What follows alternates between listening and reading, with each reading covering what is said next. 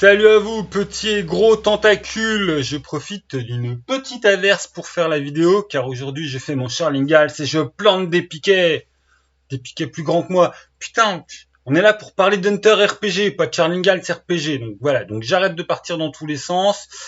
Hunter, hop, dans le monde de Vampire V5, c'est chez Arkham Asylum.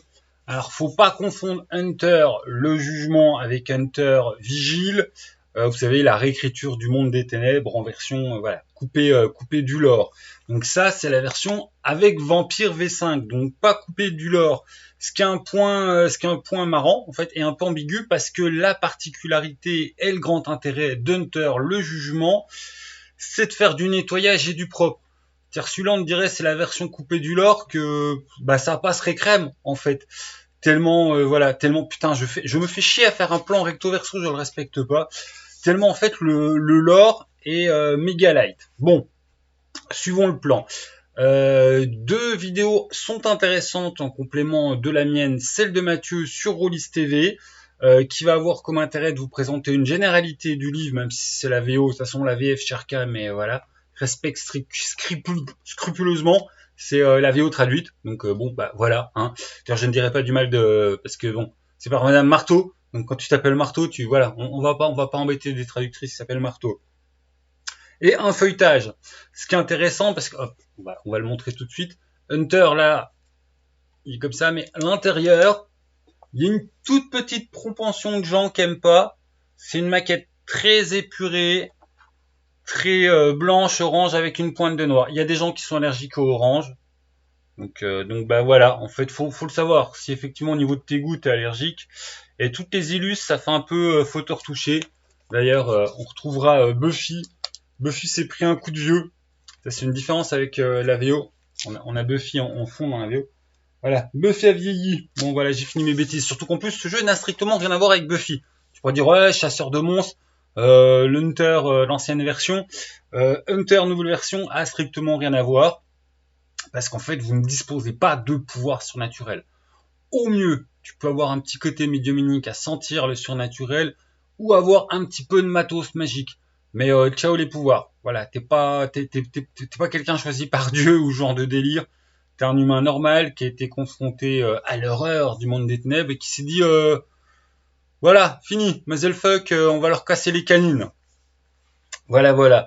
Donc l'intérêt Rollis TV, généralité plus feuilletage, donc vous verrez beaucoup de vin, vu que c'est un feuilletage, vous verrez toutes les papages, donc le blanc, l'orange, la maquette épurée, les illustrations photos, retouches, et surtout Mathieu à un moment va pointer ce que moi je vais tenter de développer à la fin de présentation rapide, qui me semble le gros intérêt en fait d'Hunter, le jugement, à savoir que contrairement à parce qu'une première lecture, une lecture non attentive peut complètement passer à côté.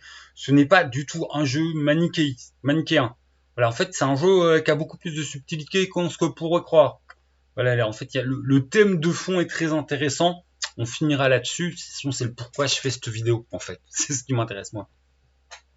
Ensuite, l'autre vidéo qui est intéressante, qui est sur le net, c'est Blood Roll, donc une chaîne qui fait plutôt tout plein de trucs dans le monde du monde des ténèbres, qui a fait une présentation d'Hunter, la VF chez Arcane, et voilà, qui a un très très beau travail de forme. Ils ont un petit sketch, une petite scénarisation au début. C'est Hunter qui rentre chez lui, oh là là, il a les méchants au téléphone.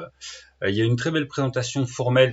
Le mec, c'est un beau gosse tout bien sapé, qui parle dans le micro, tout bien posé. C'est l'anti-moi.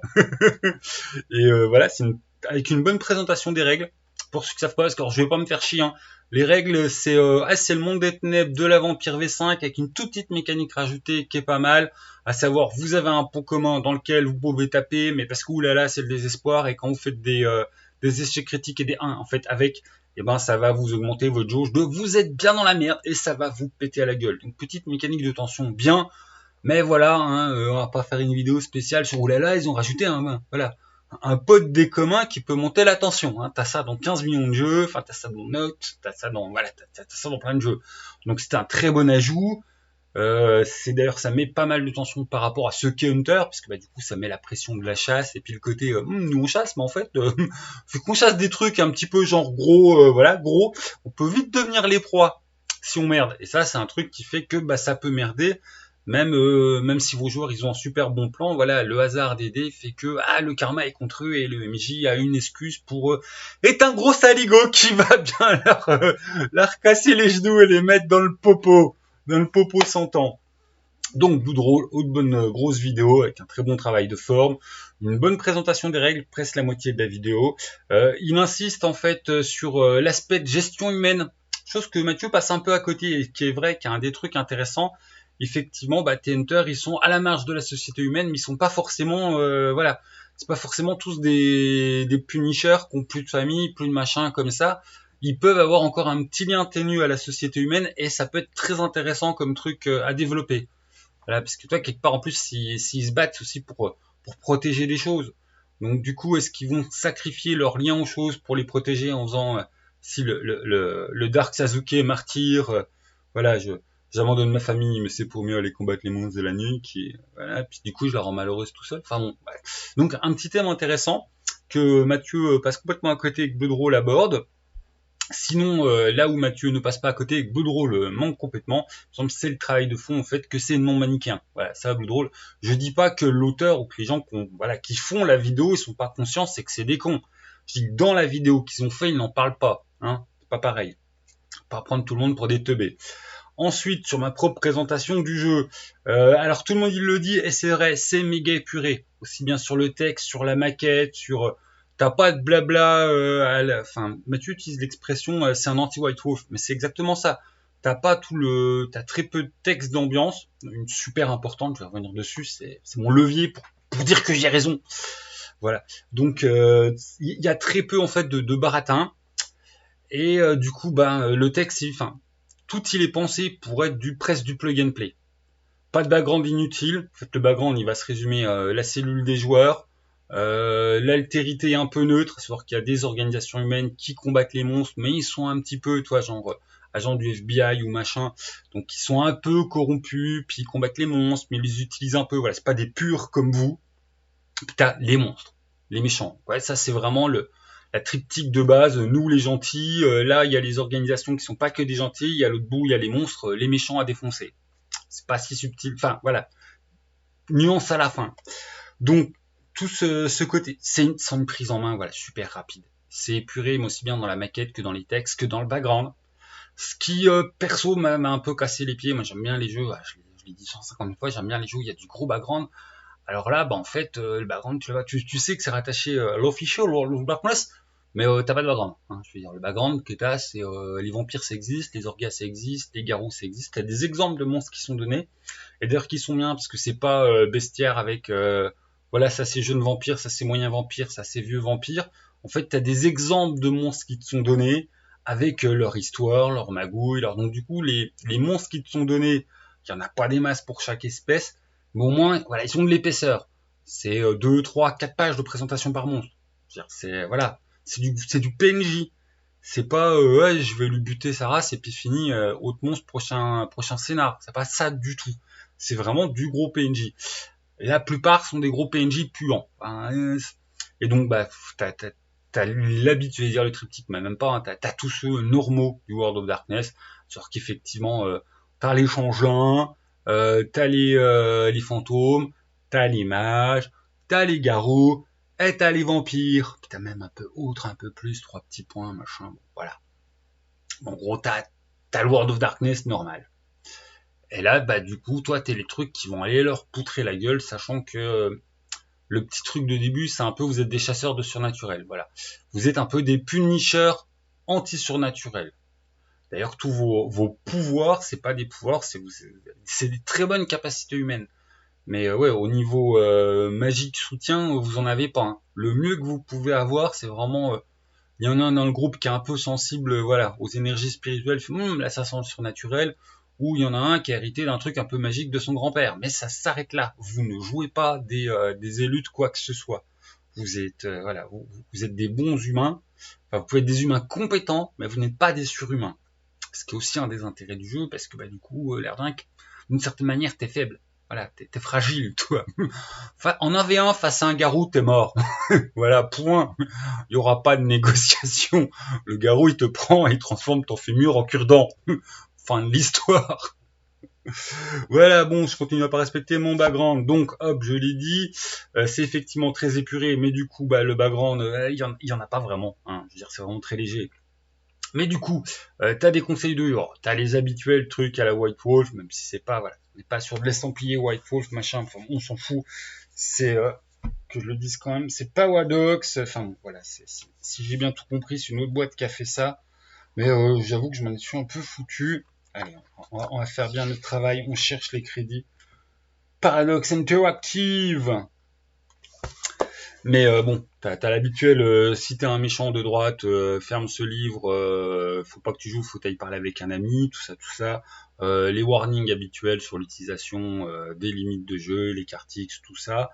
Le côté attention, ce jeu contient des thèmes qui peuvent être un peu, voilà, qui peuvent être dérangeants pour certains joueurs, avec l'habituel fascisme, autoritarisme, racisme, problème voilà de relations pas tout à fait consentues d'un point de vue charnel.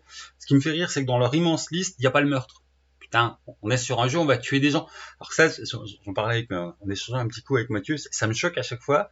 On oublie, enfin, je veux dire que la base du mal, enfin, tuer des gens, c'est pas bien. Hein, je veux dire, faut pas oublier de tuer des gens dans la liste, quoi. Je veux dire, dans les trucs qui peuvent être choquants. Tuer des gens, c'est pas bien. Alors, je sais que bon, c'est un jeu ricain et que bon, les Texans, ils auront un autre discours dessus, mais que les gens, c'est pas bien. Faut arrêter d'oublier le meurtre dans la liste des trucs choquants. Le meurtre, c'est choquant. Je veux dire, si vous faites une vraie liste complète de tous les trucs qui peuvent faire, attention, c'est peut être un choquant. Le meurtre, c'est choquant. Moi, je dis ça, je dis rien. Arrêtez d'oublier le meurtre. Ouais, bon, ça, c'est des pégadilles. Hein. C'est juste ça m'a fait sourire à les lectures. À chaque fois, on oublie que bon, voilà, le meurtre, c'est pas bien. Je le rappelle un peu. Bon, j'ai fini de mes bêtises. Parce que l'intérêt des conseils de jeu, c'est vu qu'on a un background un petit peu quand même en carton-pâte, et puis hein, c'est ça, hein, vos cellules de chasseurs purs, les chasseurs qui bossent pour voilà des orgas, bon, c'est comme ça qu'on appelle dans le jeu, des organisations, des trucs étatiques, internationaux, machin. Bon bah voilà, eux ils sont un peu plus dans la compromission. Et les monstres, eh bah sinon il n'y a pas de background. Et bah du coup en fait t'as des conseils d'utilisation de l'univers. Et c'est là que ça prend de la profondeur, c'est là où tu vas voir voilà comment animer les thématiques, comment faire que voilà le reste du monde humain t'en es pas coupé. C'est intéressant de travailler justement ce lien de Toe Hunter au reste du monde humain. Puis voilà, parce qu'il n'y a pas de background, il n'y a pas de scénar non plus. Donc du coup en fait sans bon conseil au MJ et enfin voilà, je suis un vieux donc forcément tous les conseils attention machin ou comment gérer ta X-card, je les ai déjà vus dans 50 bouquins et puis voilà, c'est pas un truc qui parle à ma génération. Après bah, c'est un truc, voilà, pour la nouvelle génération c'est indispensable, c'est bien. Je veux pas aller faire ou un intifada sur dessus il y a 6 pages. Hein. Je m'en fous en fait, voilà. Par contre, effectivement, tous les conseils de comment utiliser le jeu dans le monde des ténèbres, c'est un petit peu intéressant et surtout incontournable parce que bah t'as un background qui est fin, hein, même si du coup tu peux ramener tout ton monde des ténèbres. Moi, je pars du principe que t'achètes Hunter, bah voilà, t'as Hunter. Et donc du coup, les conseils sont indispensables. Surtout que je me suis retenu de dire t'achètes Hunter, t'as que Hunter, qui va être le troisième point très très fort de jeu, en plus de sa lisibilité et de sa prise en main extrêmement rapide, d'avoir des bons conseils pour animer le tout, c'est que c'est un très bon, c'est peut-être le meilleur en fait, premier jeu du monde des ténèbres. Parce que tes joueurs ont aucun background à se taper. Voilà, c'est Jean-Mich, c'est son premier jeu de rôle, il a des règles simples et bien expliquées. Il a un univers où c'est, on joue dans notre monde, sauf que les monstres ils existent et tu t'en es rendu compte et toi et tes potes vous allez combattre les monstres. Voilà. Genre, vous habitiez dans un squat, vous avez survécu voilà, une attaque de loup-garou, vous avez décidé que vous allez venger vos potes morts. Ah bah tu joues Hunter. Voilà, hop, ça commence. T'as le background du jeu. Maintenant on va t'expliquer les règles, c'est pas très compliqué. Donc en fait, il y a vraiment un côté, c'est pas mage. Voilà, c'est pas, tu veux jouer, attends, je vais t'expliquer des trucs pendant 4 heures. Ne serait-ce c'est pas vampire avec, tu vas devoir choisir tes clans, tes machins. Là en gros, hein, t'as 5 classes de perso, ciao, tu choisis 2 motifs, là où t'es un peu plus fort que le reste d'un humain normal, c'est fini. Enfin, même tes persos se font vite. Donc effectivement, c'est une de ces grosses forces qui va dans le sens du, il est épuré, il est maquetté pour être rapide, être pris en main. Le monde des ténèbres, ils essayent souvent de se rendre accessible à la nouvelle génération. Généralement, ils se plantent. Voilà. Ils ont essayé avec la V5, ça n'a pas méga marché. Et ben là, en fait, ils ont peut-être réussi. On a une nouvelle écriture de Hunter que t'as absolument... Enfin, je serais vendeur dans un magasin de jeux de rôle. Hunter en premier jeu de rôle, ça passe. Hein. Ça passe crème. Ça passe crème. Il y a tout dans le livre de base pour que, voilà, pour que tu découvres c'est quoi le jeu de rôle, que tu aies des règles bien faites mais pas oppressantes, qui avec certaines mécaniques vont coller au système. Voilà, cette histoire de Pokémon qui fait monter la tension, que ça peut tout me péter à la gueule. Enfin, vraiment, c'est un truc relativement sans faute.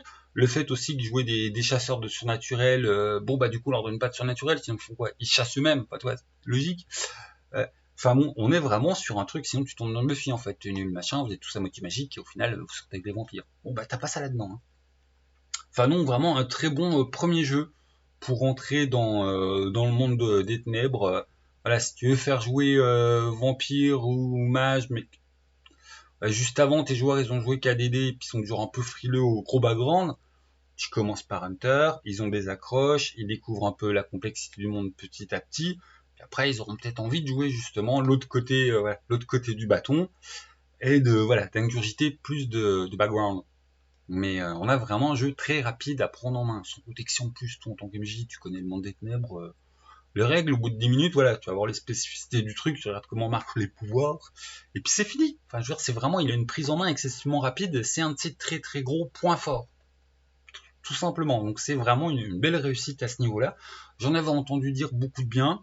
Au début de ma lecture, j'étais ouais ok il est joli, ok il est facile à prendre en main, mais on joue des connards. Parce qu'en fait, non, on joue pas des connards en fait. Il y a quelques endroits du livre qui peuvent faire basculer, qui montrent bien l'intention de fond. On a une grosse subtilité. La thématique de fond du jeu ne vous est pas balancée dans la gueule, alors qu'il n'y a pas beaucoup de nouvelles, il y en a une qui porte dessus. Hein, c'est le chasseur qui va trop loin. En fait, la thématique de fond du jeu, et il n'y a pas de mécanique d'humanité qui vont te la symboliser et tout ça. Et ça revient avec... Mathieu l'explique dans sa vidéo, il y a un sous-titre, voilà, un jeu de rôle narratif de mesure désespérée, qui fait référence à la phrase anglaise, voilà, à temps désespéré, mesure désespérée, qui en fait nous ramène une grosse littérature à la fois classique et fantastique de la question du mal nécessaire. C'est-à-dire, effectivement, Hunter, il se rend compte que le monde pue, ils sont normaux, et ils décident de franchir le pas et de prendre les armes et de combattre les monstres. Et la question de fond, c'est à partir de quel moment tu ne deviens pas toi-même un monstre. C'est traité dans les nouvelles. Voilà, c'est pas moi qui surlis. Il y a 2-3 passages où tu vois très bien que les auteurs du jeu ont parfaitement conscience que c'est le thème de fond. Ils refusent de le mécaniser en truc de point d'humanité. Ça va être à traiter sur chaque table au niveau des sensibilités des joueurs et des MJ. Vous pouvez même quasiment l'ignorer. Il me semble que c'est ce que fait Blood Roll dans sa vidéo. Encore une fois, je dis pas ouais, Blood Roll c'est des nœuds, ils ont rien compris au jeu. Hein. Voilà, non, peut-être qu'ils n'ont pas voulu amener le côté un petit peu plus profond du jeu sur le devant de leur vidéo, parce qu'il y a un vrai jeu profond qui vient là-dessus, sur la question du ouais, je regarde l'abysse, à partir de quel moment je deviens moi-même pas un monstre de l'abysse. Enfin, et voilà, on va faire un peu de name dropping. Enfin, c'est les mains sales de Sartre. Bon, c'est le méchant dans Silent Seco aussi. Miyajeko. Putain, je sais plus, là, je vous ai parlé, mais justement, t'as un méchant qui décide pour créer l'unité du peuple, il se rend compte que voilà, il y a un peuple qui n'arrivera jamais à unifier pour combattre le mal, mais il décide de devenir un gros tyran, comme ça, t'as une grosse rébellion qui se fait, mais il le fait en disant, enfin, en ayant pleinement conscience, et en préméditant jusqu'à son propre meurtre par les gentils, en fait. Si on n'arrivera jamais à faire une coalition pour lutter contre le gros mal dont ils n'ont pas conscience, je deviens un mal intermédiaire pour que les gentils existent et me combattent et puissent affronter le mal final. Et je le fais pas en mode puis je leur dévoilerai et je serai du coup innocenté. Non, non, si je le fais, du coup je deviendrai vraiment un gros saligo qui ne méritera que de se faire buter. Mais en fait, si on veut que le bien triomphe, il faut en passer par là. Sartre, pareil, hein, Sartre dans les mains, du coup ils ont pas la même morale que Hunter, le jugement. Mais Sartre il se positionne dans les mains sales entre voilà celui qui choisit de salir les mains pour l'accomplissement du bien et celui qui n'ose pas aller assez loin et qui fait que le bien n'arrivera pas à advenir parce qu'il veut garder les mains propres. Le vrai salaud, c'est celui qui accepte pas de se salir les mains. Je dis pas que Sartre a raison, mais voilà que c'est un thème de fond qui moralement, de toute façon, voilà, c'est de la philo-morale. C'est pas tranché, hein. Il y a des bouquins qui sortent tous les ans qui vont dans un sens ou dans l'autre. C'est voir effectivement est-ce que enfin, le seul point où on a consensus mondial, hein, c'est effectivement celui qui dit je me salis les mains, mais en fait c'était pour être un gentil, donc en fait je suis un gentil. Non, en fait, c'est moralement soutenable de dire que tu te salis les mains pour un bien supérieur, mais il faut avoir clairement conscience que tu franchis la limite et que tu n'es pas le un gentil.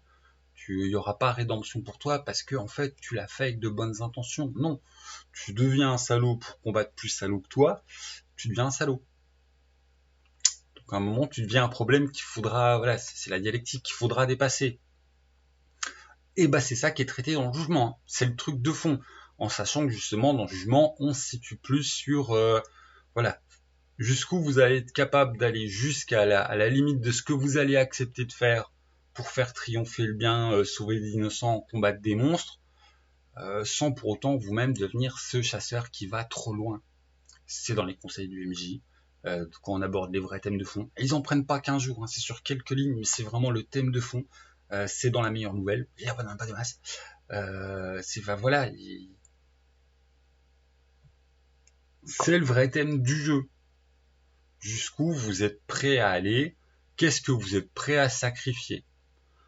En sachant que bon, ben, pour le jeu, si tu sacrifies trop de tes propres valeurs, tu deviens toi-même le problème. Parce que les auteurs ils se sont positionnés moralement et c'est parfaitement leur droit. Après, libre à chaque table d'interpréter le truc, parce que c'est du Punisher surnaturel. Voilà, ne serait-ce que la BD Punisher, en fonction de qui l'écrit, t'as des auteurs qui ont des visions différentes. Bon, moi je fais partie des gens qui trouvent que le Punisher, voilà, c'est un taré. C'est un taré.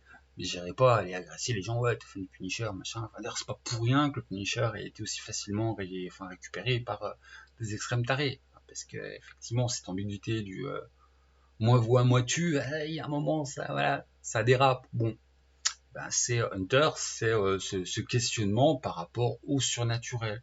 Sachant qu'en plus, et ça, Mathieu le pointe dans sa vidéo, on n'est pas que sur des scènes de combat, hein, il y a aussi toutes les scènes d'investigation, de reconnaissance, compréhension du monstre, recherche de ses faiblesses, et que vous pouvez en fait justement arriver à un tel point de compréhension que vous dites, ok, ce monstre n'est pas une menace pour l'humanité.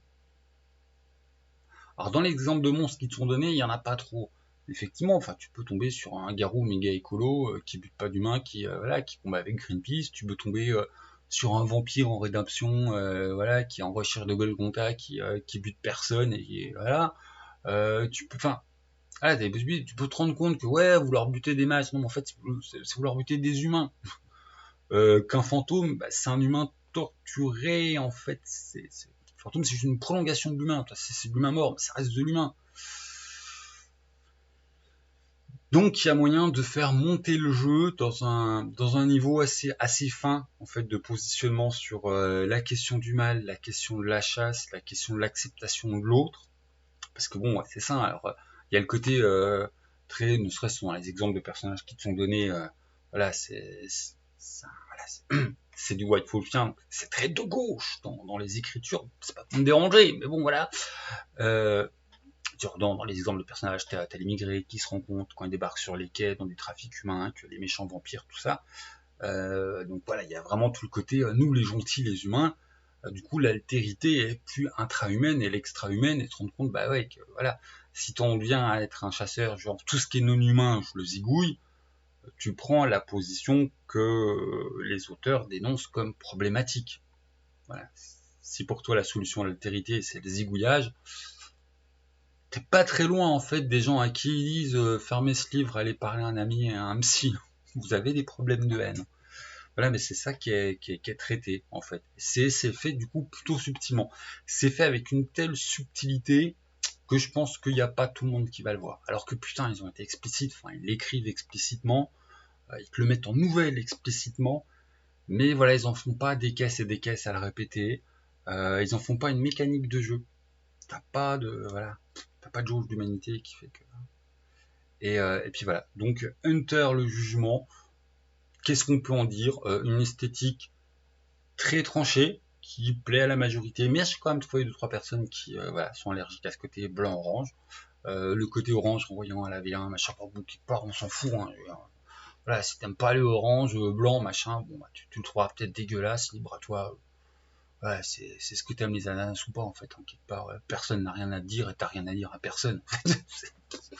T'aimes ou pas, tant mieux. Par contre, une prise en main méga rapide, des textes extrêmement digestes, et c'est de qualité, un système extrêmement digeste. Rappelons-nous de certaines dérives de Vampire V2 où ça devenait vraiment casse-pied. Non, bah t'as plus ça, voilà. T'es plus face à des listes de super pouvoirs indigestes que t'es complètement perdu et que tu dis ouais mais alors tel pouvoir machin, enfin c'est tel pouvoir machin. Non, voilà, maintenant t'as un site simple, efficace, qui fonctionne, qui fait en fait d'Hunter peut-être le meilleur jeu de la licence pour une prise en main rapide et une initiation au monde des ténèbres, avec un angle en plus qui est simple pour n'importe quel joueur. On joue des nous, voilà. On joue notre monde avec des monstres. Je vous ai fait le pitch tout à l'heure, c'est extrêmement simple à prendre en main. Du coup, bon bah je crois que j'ai rien oublié. Bon, quand je compare à Buffy, c'est une grosse connerie, c'est absolument pas Buffy vu que justement, voilà, tu joues pas des élus. Ça c'est dit. Bon bah je crois que j'ai à peu près fait le tour. Je crois pas avoir dit trop de conneries. Donc voilà, Hunter, il est beau. Allez, je vous le remontre un petit peu.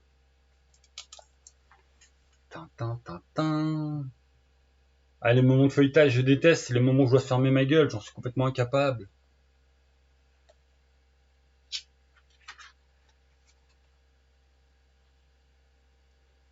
Ouais, puis l'absence de verbiage, hein, que tout le monde y fait, ouais, c'est cool, il n'y a pas de verbiage. Moi, j'aime bien le verbiage.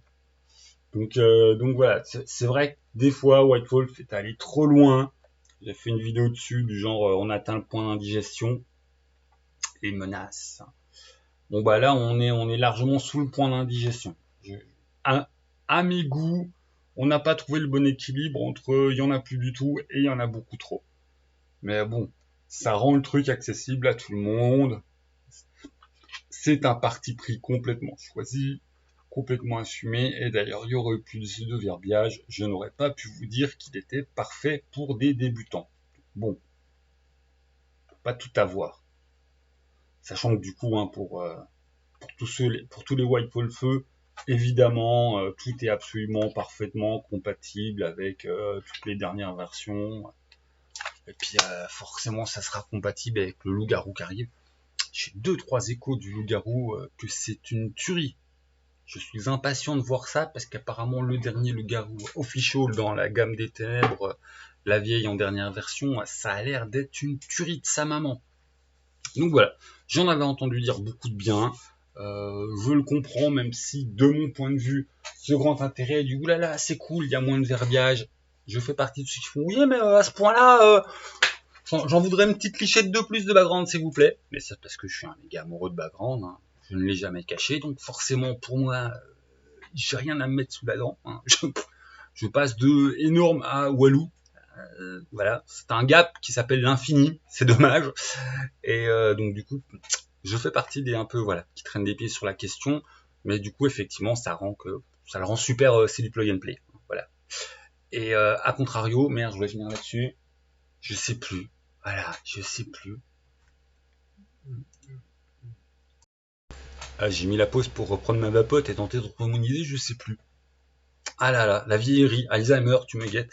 Mais donc, effectivement, le gros point de fond que je trouve qui n'a pas été traité sur toutes les autres chaînes. J'ai zéro en forme, mais je mets des points sur le fond. Ouais, faut bien tenter d'avoir des points avec XP quelque part.